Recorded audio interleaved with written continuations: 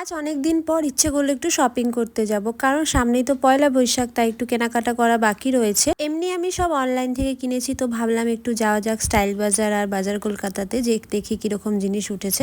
তো তাই জন্যই দেখো রেডি হয়ে নিয়েছি, আর এখন ফোনটা চার্জ থেকে খুলে নিলাম।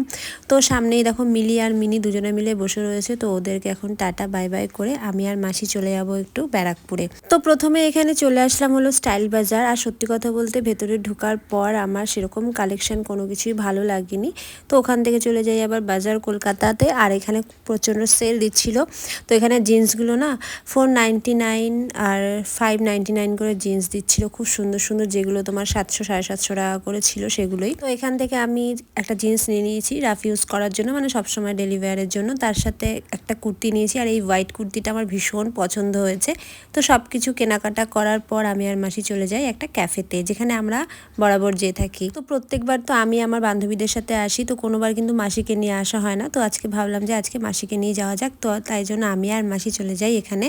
আর জিজ্ঞেস করছিলাম যে কি খাবে, তো বললো মোমো খাবো। তো তার আগে আমি যেটা এখানে বেশি পছন্দ করি সেটা হলো স্যান্ডউইচ, চিকেন চিজ স্যান্ডউইচ, সেটা অর্ডার করে নিয়েছিলাম। আর সত্যি বলতে এটা খুবই টেস্টি খেতে, তো তাই জন্যই মাসিকে খাওয়ানোর জন্য স্পেশালি নিয়ে এসেছিলাম।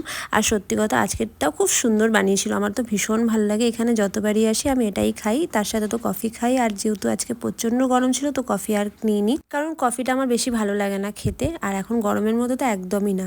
তো যাই হোক, তারপরে নিয়ে নিলাম হলো মোমো, আর মোমোটা তো ভীষণই টেস্টি ছিল। আর মোমো খুব সুন্দর, তার সাথে এখানে ক্রিস্পি চিকেনটাও কিন্তু ভীষণ টেস্টি। তো এগুলো খেয়ে আমাদের পেট ভরে গেছে, আর কিছু সেরকম খাইনি। তো খাওয়া দাওয়া করছিলাম আর অনেক গল্প করছিলাম।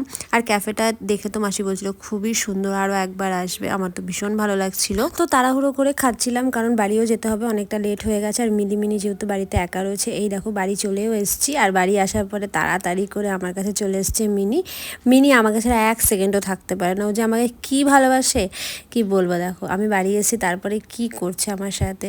তো চলো দেখা হচ্ছে নেক্সট মিনি ব্লগে। আমার ভিডিও ভালো লাগলে অবশ্যই চ্যানেলটা সাবস্ক্রাইব করে দিও। টাটা।